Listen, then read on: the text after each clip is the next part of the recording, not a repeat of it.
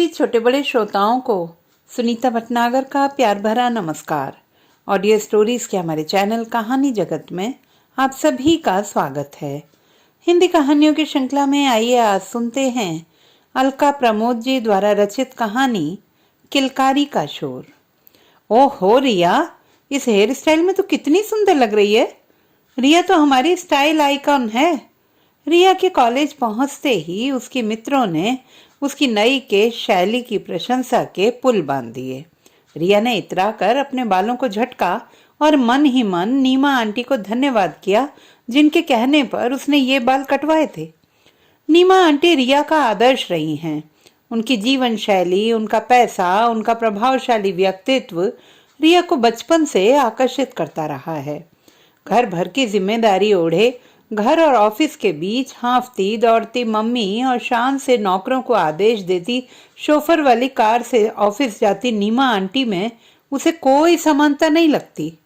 फिर भी पता नहीं ऐसा कौन सा तंतु उन दोनों के बीच में जुड़ा है कि जब तक सप्ताह में 1-2 बार दोनों मिल ना लें उनका मन नहीं मानता। वो बात दूसरी है कि मिलने पर ज्यादातर वह दोनों एक दूसरे से बहस ही करती हैं। न नीमा आंटी का अपने ही लिए जीने का फलसफा मम्मी के गले उतरता और न नीमा आंटी को मम्मी का घर परिवार के लिए मिट जाने का आदर्श समझ आता। पर फिर भी घंटों अपने अपने पक्ष की वकालत करने और गर्मा गर्म बहस के बाद कभी घर पर मम्मी के बनाए कुरकुरे कटलेट और चाय के साथ हंसते हुए सदन समाप्त करती, तो कभी किसी रेस्टोरेंट की मेज पर कैपेचिनो कॉफी के साथ, और अगली बार फिर दोनों अपने अपने उन्हीं मुद्दों पर वही पुराने तर्कों के साथ बहस करती। रिया को लगने लगा है कि उन दोनों को इस बहस की आदत पड़ गई है और वह जब तक 1-2 बार सप्ताह में बहस नहीं कर लेती उन्हें चैन नहीं पड़ता। उसे तो ये भी लगता है कि वह जो बोलती हैं वह भी अभ्यासवश ही होता है। वह बिना सोचे बस वही बात बार बार बोलती हैं। जैसे जैसे रिया बड़ी होने लगी, मम्मी और नीमा आंटी की बहस उसके मन में प्रश्न चिन्ह लगाने लगी। कभी उसे लगता कि मम्मी सही है। मम्मी यदि मम्मी जैसी ना होकर नीमा आंटी जैसी होती तो क्या होता? शायद वह इस दुनिया में ही ना आई होती, क्योंकि नीमा आंटी ने बच्चे पैदा न करने का निर्णय लिया है। या मान लो कि वह इस दुनिया में आ भी जाती तो जिस तरह मम्मी उसके लिए दिन रात एक किए रहती हैं वह ना करती तो उसका क्या होता? उसका तो मम्मी के बिना एक पल भी काम नहीं चलता। उसे तो बहुत दिनों तक पता ही नहीं था कि नीमा आंटी और मम्मी दोनों ने एक साथ ही एमए किया है और मम्मी ने भी नीमा आंटी की तरह फर्स्ट डिवीजन में एमए किया था। वह तो एक दिन जब नीमा आंटी कह रही थी, रंजू तुझे याद है मैं मैथ्स में हमेशा तेरे भरोसे रहती थी, अगर तू ना होती तो प्रोफेसर रामालिंगम का पढ़ाया कभी मेरे पल्ले ना पड़ता। यह सुनकर रिया बीच में ही आश्चर्य से बोली थी, मम्मी आपने मैथ्स में एमए किया है? यही नहीं, तेरी मम्मी को मुझसे ज्यादा अंक मिले थे, नीमा आंटी ने बताया। उस दिन उसे मम्मी पर गर्व हुआ था, नहीं तो वह तो यही समझती थी कि मम्मी ने बस ऐसे ही साधारण से अंक पाकर डिग्री ले ली होगी और बैंक में नौकरी लग गई तो शादी और माँ बनके आम जिंदगी जीने लगी। जबकि नीमा आंटी मेधावी छात्रा रही होंगी जो अपनी शर्तों पर जिंदगी जीने में विश्वास रखती हैं। नीमा आंटी के जाने के बाद उसने मम्मी से पूछा था, मम्मी जब तुम पढ़ने में इतनी अच्छी थी तो नीमा आंटी की तरह एग्जीक्यूटिव क्यों नहीं बनी? क्योंकि मुझे तेरे जैसी प्यारी प्यारी बेटी की देखभाल करना ज्यादा भाता है। कहते हुए मम्मी ने उसे प्यार से चपत लगा दी और वह भी मम्मी की बाहों में सिमट गई थी। तब मम्मी ने बताया कि उन्हें भी प्रोन्नति मिल रही थी, पर उनका स्थानांतरण छोटी जगह हो रहा था जहां रिया के लिए अच्छे स्कूल नहीं थे, अतः उन्होंने प्रोन्नति नहीं ली। उस दिन से उसके मन में एक प्रश्न ने अवश्य जन्म ले लिया कि उसे मम्मी जैसी बनना है या नीमा आंटी जैसी।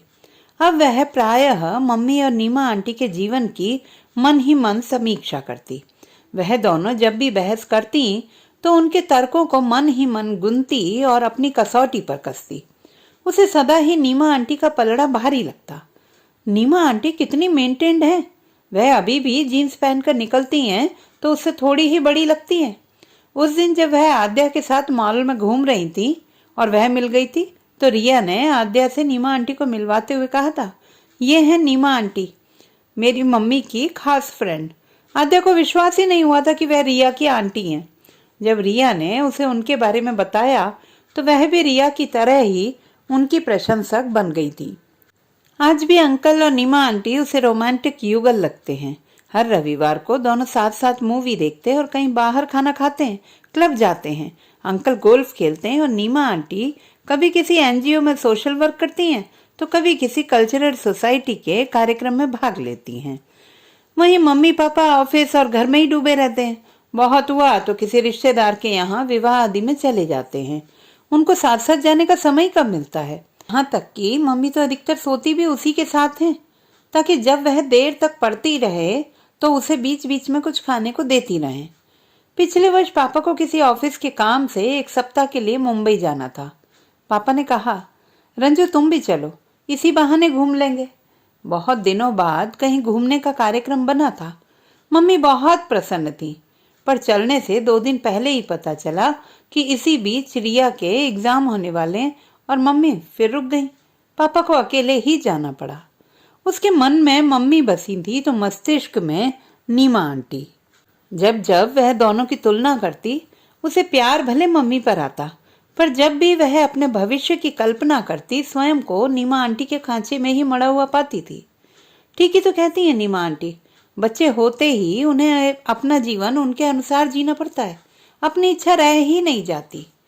दिवाली पर वीना बुआ आई थी तो कितनी चिड़चिड़ी हो गई थी। आंखों के चारों ओर काले घेरे हो गए थे। मम्मी ने कहा, वीना बहुत कमजोर लग रही हो। तो उन्होंने कहा, भाभी क्या बताएं, मैं तो तंग आ गई हूँ। जब से पिंटू हुआ है मेरी जिंदगी मेरी नहीं रह गई है। वह सोए तो सो, वह जागे तो जागो, दिन रात उसकी नैपी बदलते रहो, फिर कभी उन्हें बुखार तो कभी अपच। मम्मी ने हंसकर कहा, अरे बच्चों के साथ तो ये सब होता ही है, धीरे धीरे आदत हो जाएगी। मानो ये परेशानी कोई बड़ी बात नहीं है। उस दिन रिया के मन में नीमा आंटी के विचारों के लिए आस्था और भी दृढ़ हो गई थी। उसने सोच लिया था कि वह भी उनकी तरह अपना जीवन सिर्फ अपनी आकांक्षाओं को पूरा करने में लगाएगी और जीवन में मजे करेगी। ठीक ही तो कहती है नीमा आंटी, अपने जीवन का सबसे स्वर्णिम समय बच्चे पालने में लगा दो और वह बड़े हों तो छोड़कर अपनी दुनिया कहीं और बसा लेंगे, और बुढ़ापा तो अकेले ही बिताना होगा। कम से कम अपने बच्चे नहीं होंगे तो उम्मीद तो नहीं होगी। वैसे ही दुनिया की आबादी 7 अरब पहुंच गई है, क्या जरूरत है और आबादी बढ़ाने की। रिया ने एमबीए पूरा कर लिया। उसे एक प्रतिष्ठित फर्म में नौकरी मिल गई। आदि कब से रिया के नौकरी लगने की प्रतीक्षा कर रहा था। जब रिया ने उसे नौकरी मिलने की खुशी में रिट्ज में डिनर पर बुलाया तो आदि ने औपचारिक रूप से रिया से विवाह के लिए निवेदन कर ही दिया। अब तक आदि के निवेदन को टालती रही रिया अब स्वयं भी विवाह करके आदि के साथ घर बसाना चाहती थी। मम्मी पापा भी आदि को उसका जीवन साथी मान ही चुके थे। फिर क्या था, विवाह की योजनाएं बनने लगी। एक दिन कॉफी हाउस में वे दोनों कॉफी पी रहे थे, तभी एक युगल वहां आया जिनका छोटा सा बच्चा भी था। आदि ने रिया को छेड़ने के लिए कहा था, 1-2 साल बाद हम लोग भी ऐसे ही आएंगे। तो रिया ने कहा, इस गलतफहमी में न रहना, मैं कोई बच्चा बच्चा नहीं करने वाली। आदि समझा रिया शर्मा रही है, अतः उसने कहा, क्या यार इतनी मॉडर्न होकर पुराने जमाने की लड़कियों की तरह झिझक रही हो, ये तो लाइफ का सच है। रिया ने गंभीर होकर कहा, आदि मैं झिझक नहीं रही हूँ, आई मीन इट। आदि ने कहा, ये तुम्हारा पागलपन है। वो बोला, ये तुम्हारा नीमा आंटी के प्रति फैसिनेशन है और कुछ नहीं। कुछ दिन बाद तुम्हें खुद ही महसूस होगा कि इसकी क्या इंपॉर्टेंस है और तुम खुद ही अपना निर्णय बदल दोगी। पर रिया ने दृढ़ता से कहा, आदि आई एम सीरियस, मैंने सोच लिया है, मैं बच्चों के चक्कर में अपना जीवन बर्बाद नहीं कर सकती। आदि गंभीर हो गया। उसने कहा, रिया अगर वास्तव में तुम अपने इस निर्णय के प्रति इतनी गंभीर हो तो तुम्हें मुझे या अपने निर्णय में से किसी एक को चुनना होगा। And I also mean it. Riya को आदि से ऐसी आशा नहीं थी। वह तो सोचती थी कि आदि उसे समझता है और उसके निर्णय में पूरा साथ देगा। उस रात वह सो नहीं पाई। निर्णय आसान नहीं था, पर भली भांति विचार करने के पश्चात उसने सोच लिया था उसे आदि को ही छोड़ना होगा। जब मम्मी को पता चला तो उन्होंने कहा, रिया तू नीमा आंटी की राह पर मत चल। रिया को उनकी राय गले ना उतरी। मम्मी नाराज हो गई, कहने लगी, मैं तो अभी तक नीमा को ही गलत कहती थी, पर अब तू भी आंख मूंद कर उसी राह पर चलने को तैयार है। पर याद रख, एक दिन पछताएगी। आप मुझे एक भी कारण बता दीजिए मां बनने के पक्ष में, रिया ने कहा। मम्मी ने वही पुराने घिसे पिटे तर्क दिए, त्याग, ममता का सुख, अपनापन आदि आदि। मम्मी और पापा उसे समझा समझा कर हार गए। अंत में रिया ऊब कर वहां से उठकर चली गई। उसे नीमा आंटी की बहुत याद आई। एक वह ही हैं जो उसको समझ सकती हैं। इधर वह कुछ वर्षों से हैदराबाद में रहने लगी थी, अतः उसने सप्ताह के अंत में आंटी के पास जाने का निर्णय ले लिया। नीमा आंटी के घर पहुंची तो आंटी वैसी ही स्मार्ट लग रही थी। उन्होंने कहा, आओ रिया, कैसे आना हुआ? उन्होंने उसे गले लगा लिया। रिया को आए हुए एक दिन बीत गया। वह जब भी उनके घर जाती, उनके घर में तेज संगीत बजता रहता था। आज भी सुबह ही आंटी ने एक विदेशी तेज धुन लगा दी थी। संगीत तो बज रहा था, पर इसके अतिरिक्त कोई संवाद न था। अंकल आंटी दोनों अपने अपने में इतने व्यस्त थे कि दिन भर में अंकल और आंटी में शायद ही कोई बात हुई हो। आंटी अपने क्लब चली गई और अंकल अपने काम से। किसी को किसी से बताने की आवश्यकता नहीं थी। अपनी अपनी जिंदगी, अपनी अपनी स्वतंत्रता। खाना खाने के समय भी सब अपने अपने मोबाइल पर बात करते करते खाना खाते रहे। रिया आंटी की व्यस्तता में उनको अपने निर्णय के बारे में बताने का उचित अवसर ढूंढ रही थी। रात को 10 बज गए थे। सभी लोग अपने अपने कमरे में चले गए। उसने गेस्ट रूम से बाहर आकर देखा, आंटी के कमरे की लाइट जल रही है। रिया को लगा कि यही उचित अवसर है, कल तो उसे फिर वापस जाना ही है। वह दबे पांव उनके कमरे की ओर बढ़ी, पर उसके पांव ठिठक गए। एक ओर शराब का गिलास लुढ़का पड़ा था। आंटी के बाल बिखरे थे, चेहरा मेकअप विहीन था। वह आंखें मूंदे अधलेटी थी और उनके चेहरे पर आंसुओं की धाराएं बनी हुई थी। उसने हल्के से आवाज दी, पर वह संभवतः नशे में थी, अतः बोली नहीं। उसने देखा उनके सामने एक डायरी खुली पड़ी थी। पेन लुढ़का हुआ था।